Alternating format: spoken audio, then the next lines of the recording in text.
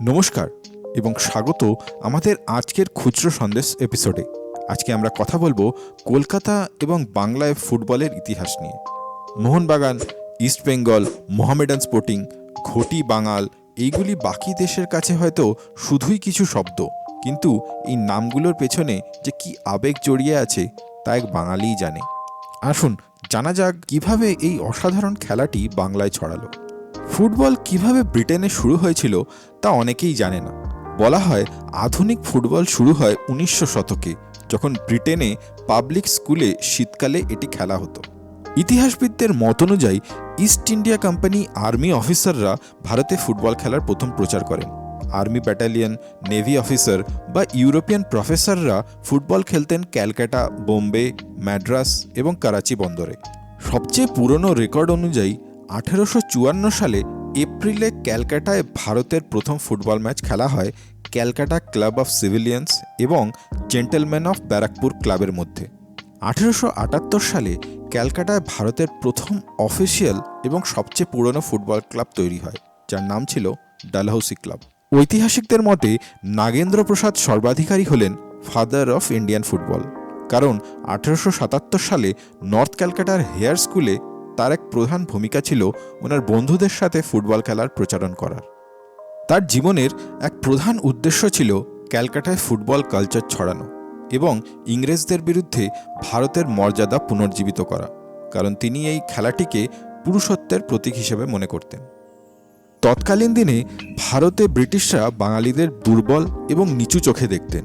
এই কারণে ফুটবল মাঠ ছিল নিজের পুরুষত্ব প্রমাণ করার এবং ব্রিটিশদের তাদেরই খেলায় হারাবার এক জায়গা। সাধারণ বাঙালিদের কাছে বিশেষ কিছু বিকল্প ছিল না ইংরেজদের প্রতিরোধ করার, তাই মধ্যবিত্ত এবং বড়লোক প্রায় সবাই ফুটবলকে এক হাতিয়ার হিসেবে ব্যবহার করেন। এই ফুটবল মাঠে ছিল না কোনো হিন্দু মুসলিম বিভাগ, না ছিল বড়লোক বা গরিব লোকের বিভাগ। এটি ছিল এক মর্যাদার প্রতীক। হয়তো অনেক বাঙালি ব্রিটিশদের বিরুদ্ধে সরাসরি সংঘর্ষ বা স্বাধীনতা সংগ্রামে অংশগ্রহণ করেননি, কিন্তু তাদের জন্য ফুটবল ছিল এমন এক সুযোগ যেখানে তারা তাদের বিভিন্ন অপমানের প্রতিশোধ নিতে পারতেন। স্বামী বিবেকানন্দের সেই বিখ্যাত বাণী কে না জানে, গীতা পাঠ না করে ফুটবল খেলা ভালো। বাঙালিরা প্রধানত খেলতেন খালি পায়ে। যদিও বর্ষাকালে বুট পরা ব্রিটিশ প্লেয়ারদের বিরুদ্ধে এটি ছিল এক অসুবিধা, কিন্তু এই স্টাইলে খেলাই ছিল বাঙালি খেলোয়াড়দের এক ইউনিক পরিচয়। খালি পায়ে বাঙালি খেলোয়াড়দের দৌড়ানোর, ফুটওয়ার্ক এবং জাগলিংয়ের এক অভূতপূর্ণ দক্ষতা ছিল। কিংবদন্তি ফুটবলার যেমন গোষ্ঠপাল, শিবদাস ভাদুরী, সঈদ আব্দুস সামাদ, উমাপতি কুমারের খালি পায়ে ইউরোপিয়ান ফুটবলারদের বিরুদ্ধে খেলা বাঙালিদের কাছে এক গর্বের বিষয় ছিল।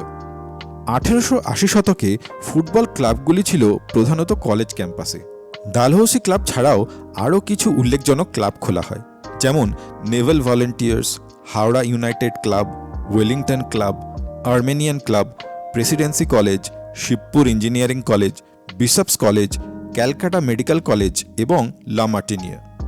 পাবলিক এবং মিশনারি কলেজে প্রফেসর, হেডমাস্টার এবং মিশনারিরা ফুটবলকে নৈতিক শিক্ষার এক প্রতীক হিসেবে ব্যবহার করতেন। ক্যালকাটা ময়দান ছিল কলেজ ফুটবল ম্যাচের এক প্রধান জায়গা। ভারতের প্রথম ওপেন ফুটবল টুর্নামেন্ট ছিল 1889 সালে ক্যালকাটায় হওয়া ট্রেডস কাপ। 1892 সালে শোভাবাজার ফুটবল ক্লাব ছিল একমাত্র ভারতীয় টিম এই টুর্নামেন্টে। খেলা দেখতে এসেছিলেন lieutenant governor of Bengal sir Charles Alfred Elliott. ইউরোপিয়ানদের বিরুদ্ধে প্রথম খেলা জেতে শোভাবাজার ক্লাব, যখন শোভাবাজার ক্লাব ইস্ট সারে রেজিমেন্টকে 2-1 গোলে হারায়। যথারীতি ট্রেডস কাপ খুবই পপুলার হয়ে ওঠে এবং ধীরে ধীরে আর্মেনিয়ান, ভারতীয় এবং কলেজ স্টুডেন্টরা সবাই এর প্রতিযোগিতায় অংশগ্রহণ করেন। এই সময় তৈরি হয় ইন্ডিয়ান ফুটবল অ্যাসোসিয়েশন নামে এক নিয়ন্ত্রণকারী সংস্থা।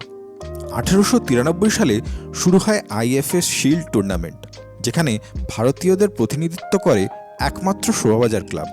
এছাড়া 1898 সালে শুরু হয় ফার্স্ট ডিভিশন ফুটবল লিগ, যেখানে 1914 সাল অবধি কোনো ভারতীয়দের খেলার অনুমতি দেওয়া হতো না।